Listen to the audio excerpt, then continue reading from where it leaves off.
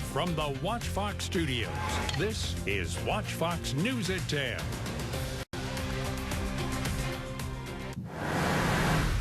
Well, the fight for South Carolina's farmers heating up at the State House today. Lawmakers voted overwhelmingly to override Governor Haley's move to shoot down a $40 million farm aid bill. Good evening to you. I'm Janet Parker. And I'm Brian McConkey. That measure would help farmers who suffered heavy losses during last October's flooding.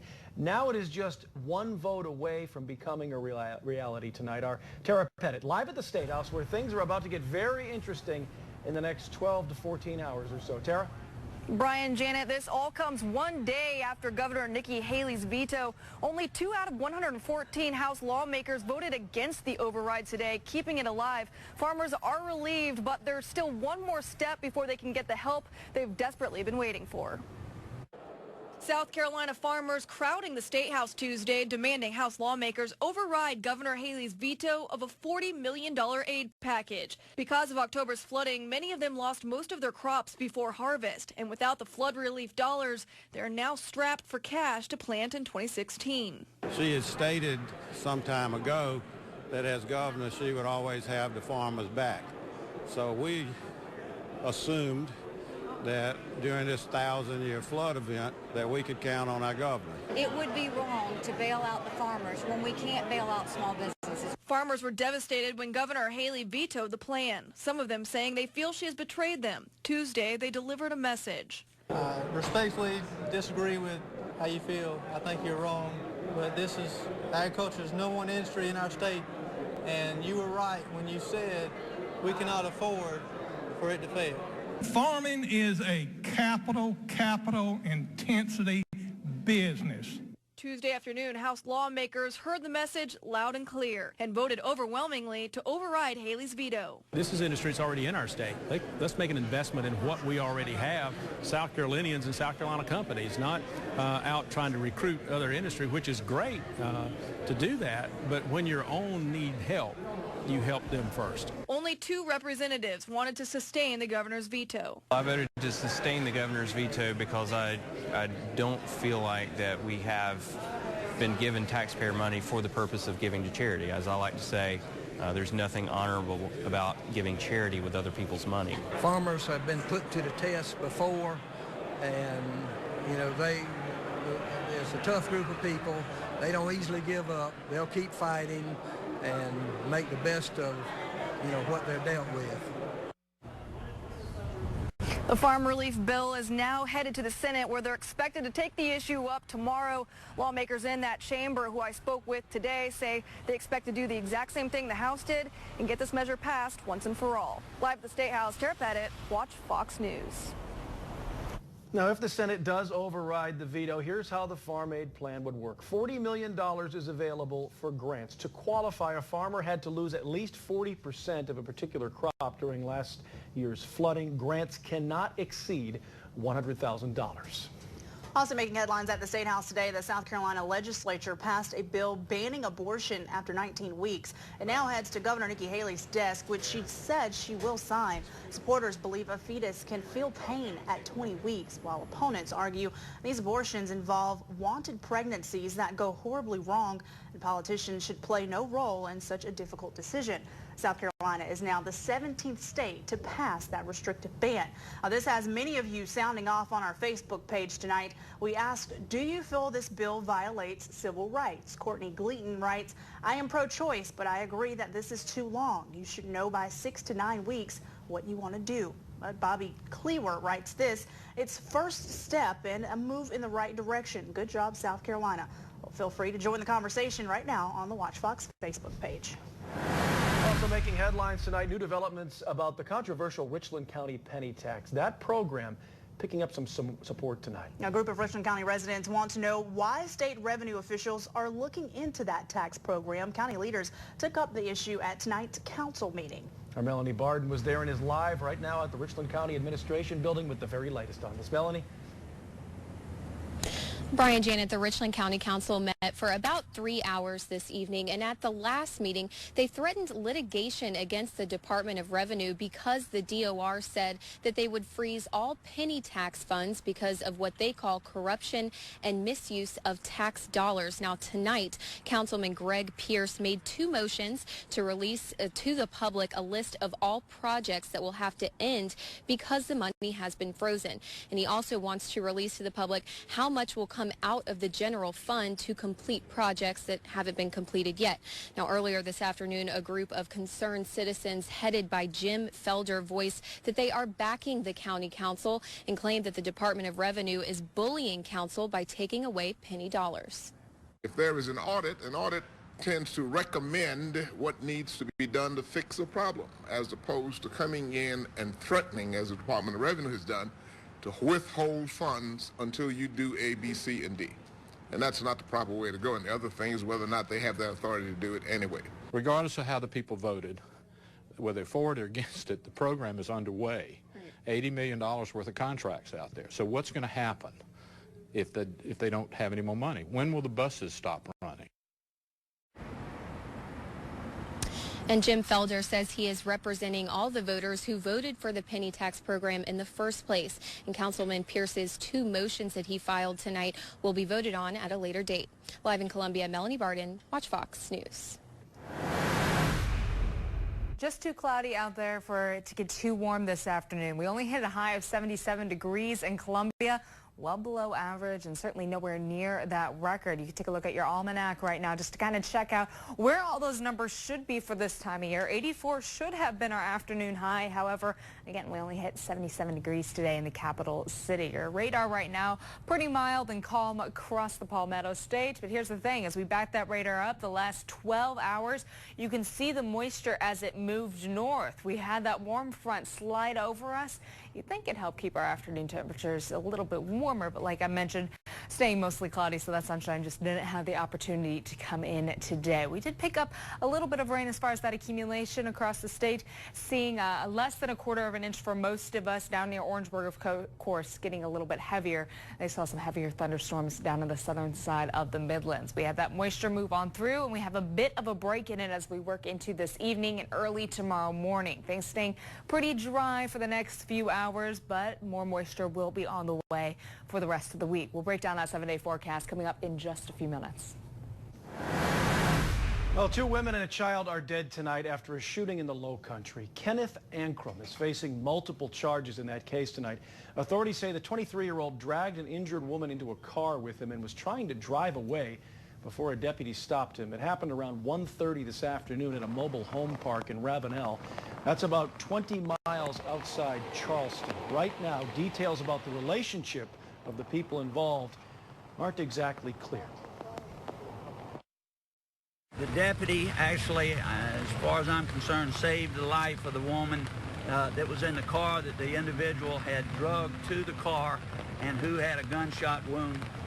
I'm convinced he saved her life by his intervention. As we gain access to the scene and we go through the process of actually processing, photographing, collecting evidence, etc., we will then take custody of the victims. Now, the woman who was shot was rushed to the hospital, and she is expected to recover from her injuries. Deputies also found an infant inside that mobile home where all of this happened. That child was not hurt. And tonight, the Justice Department is reviewing the North Charleston Police Department. The feds officially announcing that today. All of this comes after ex-cop Michael Slager shot and killed motorist Walter Scott during a traffic stop in April of 2015. Now, coming up in about 30 minutes, we'll show you what the feds are looking for here. Well, news from Lexington County now. A man has been arrested for trying to rob a home. Deputies say Matthew Hupp kicked in the door of a home on Mooring Lane. Hupp was arrested this afternoon. And a Sumter man is in jail tonight accused of hitting a woman in the face with a gun. 47-year-old Tony Cooper was arrested Monday. Sumter County deputies say last Saturday Cooper hit the victim, causing several cuts and breaking some of her teeth. Also making headlines tonight, Sumter School District officials are creating guidelines for transgender students. The school is in the process of putting together a plan that ensures what they call a safe and comfortable environment. All of this, of course, coming after a directive from state education boss Molly Spearman to accommodate transgender students in this state. Now, according to the guidelines in the Sumter School District, a transgender student can use a restroom and locker room facility that corresponds with the gender they identify with, not specifically their birth gender. No questions asked here. In a statement to Watch Fox News, Sumter School District Superintendent Frank Baker is saying this: the purpose of this policy is to foster a learning environment that is safe and free from discrimination, harassment, and bullying, and to assist in the educational and social integration of transgender students in our schools. A third reading of that policy is scheduled at a public meeting coming up June the 13th.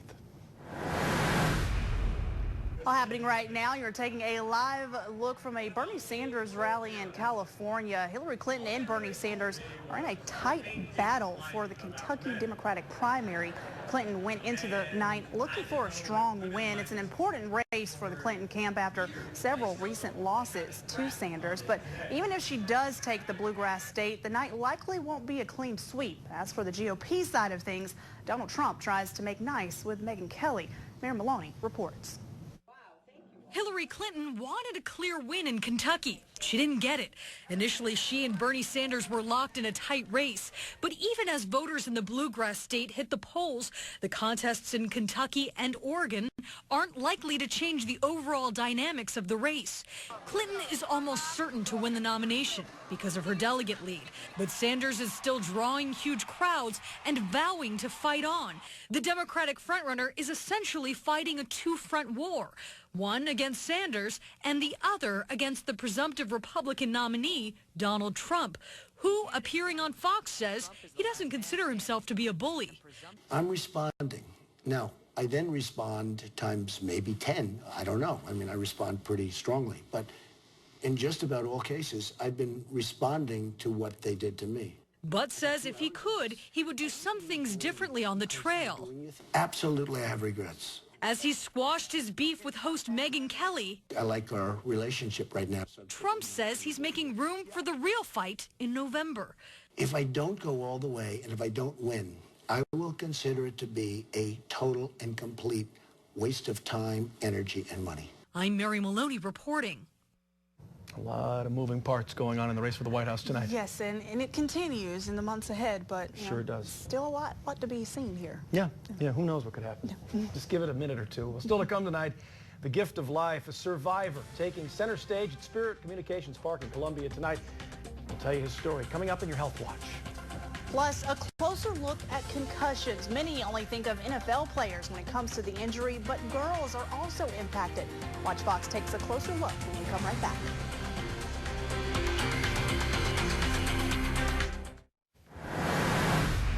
On the Health Watch tonight, a special guest throwing out the first pitch at Spirit Communications Park.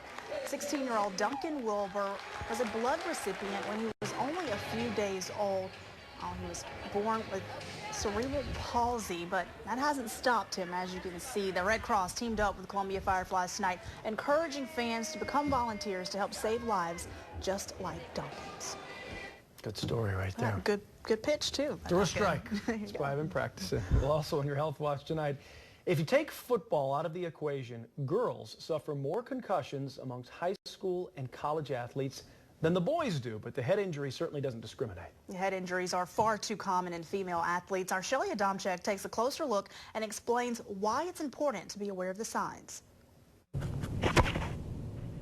Linnea Bacon knows her way around the soccer field, but what she didn't know about were the effects of a severe head injury. A girl ran up from behind me and just collided with me really hard from behind, and my neck just kind of whipped, whiplash, and I didn't really think anything of it.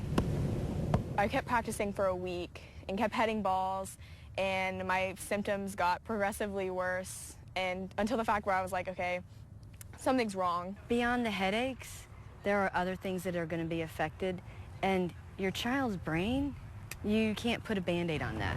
Linnea sat out for more than half of her junior soccer season at Spring Valley High School. She spent the next 6 months in and out of school, falling more and more behind in her classes. By the end of the week, when she was studying for 3 tests and she started getting nauseous, then we were like, okay, this this doesn't sound like your typical concussion. With an initial head injury, there is cognitive deficit and difficulty with memory and concentrating and getting their academic work done.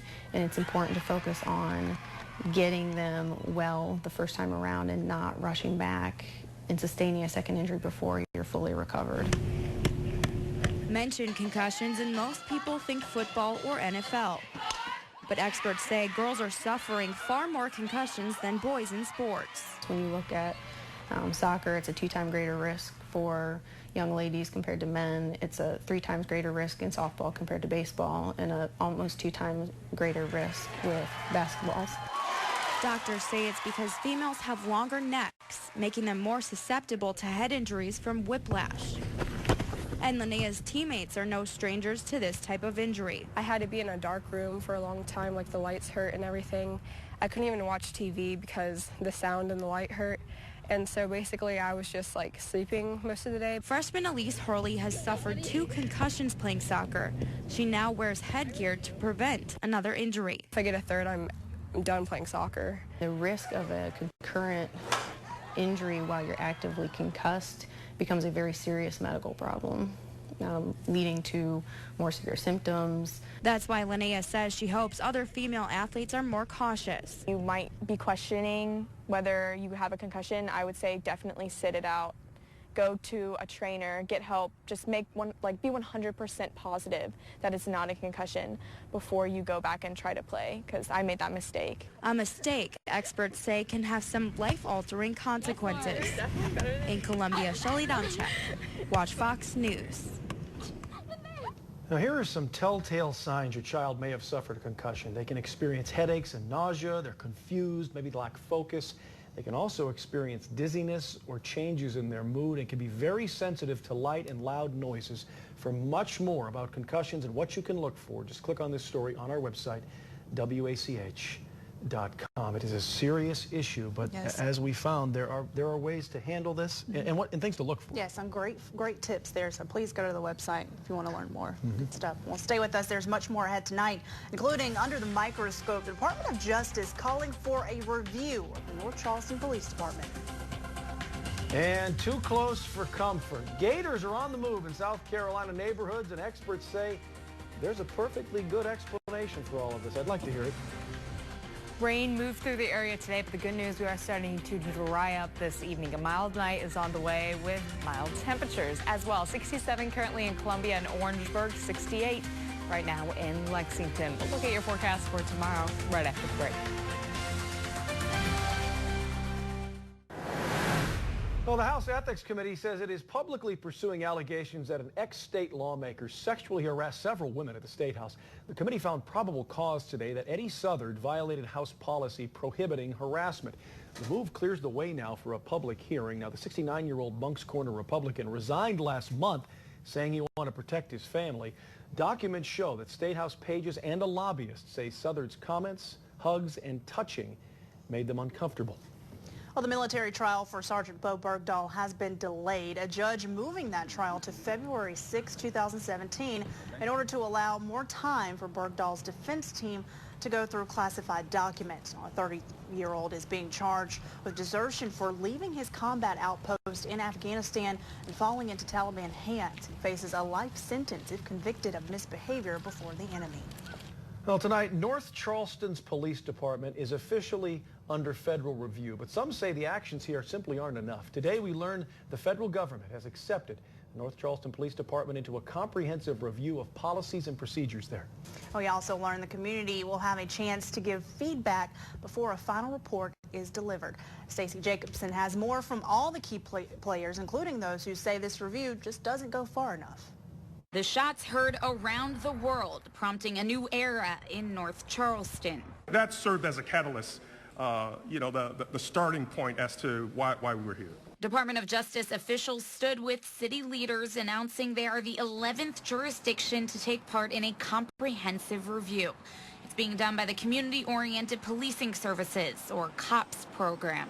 I mean, this is how democracy works. There was a tragedy, there was a call from the community, and the government heard it. We're just very proud that our offer and asking has been accepted by DOJ to come in and work with us to try to make us better. Federal officials say they'll bring in experts to look at police training practices and policies, including use of force and internal reviews. Rather, a long-term strategy that first identifies issues with an agency that may affect public trust, and then offer specific recommendations, all made public, all open for scrutiny to the public so that they can watch this process and ensure that accountability is taking place at the local level. The announcement comes a week after a grand jury indicted former North Charleston officer Michael Slager on federal charges related to that deadly shooting of Walter Scott. Me personally and the Department of Justice has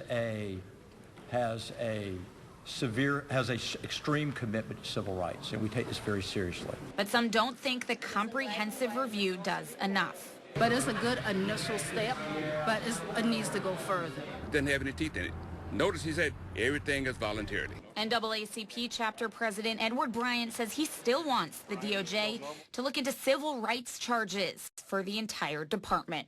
Department of Justice officials say the entire review will last about 2 years with updates every 6 months. There will be reports also associated with those updates, and those reports will be released to the public. In North Charleston, Stacey Jacobson, Watch Fox News.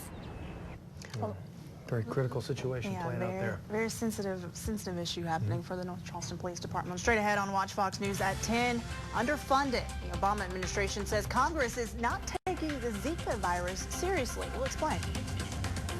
And gators on the move. People are seeing more and more of them this year in this state. In some cases, it's been a little too close for comfort. We're going to tell you why the experts say it's happening, though.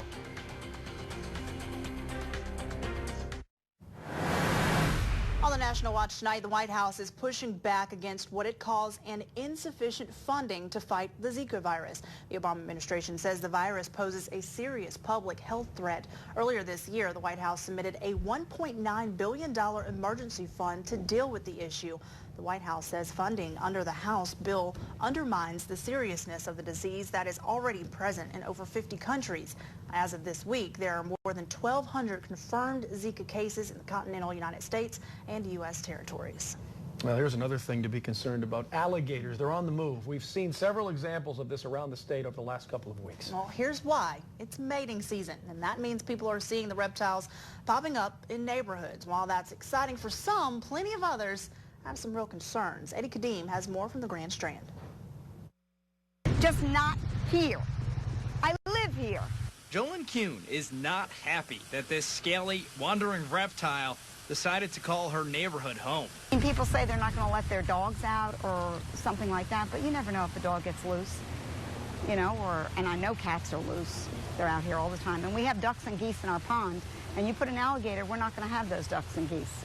When a person or neighborhood has an alligator problem, they have to get a permit from the Department of Natural Resources to capture it or hire a professional to do it. The alligators are not relocated. If you have a problem alligator, then we can't allow that alligator to be moved somewhere else, so they are destroyed. Kane says it's up to the community whether or not they want that to happen. In the Avalon community, the housing authority has decided it's time for the gator to go. And so they've hired a trapper. Lorraine Cleveland is happy that they haven't caught the gator yet and hopes he got away. He's not messing with anybody. This is South Carolina. Alligators are a fact of life, and we should just leave him alone, period. Well, DNR officials say the worst thing you can do is feed an alligator. As they say, a fed alligator is a dead alligator because they lose their fear of humans. And if you get caught feeding one and harassing an alligator as well, you're looking at a $450 to $1,000 fine. They encourage communities to wait a week or two before calling animal control officials because the gator will most likely move on. Now, you did hear that biologist for the DNR say a problem gator? Yeah. What classified? They're all a problem to I would me. say if they're in my front yard, they're a problem. That's a problem. And I would probably want to call somebody about that. Like immediately. Yeah.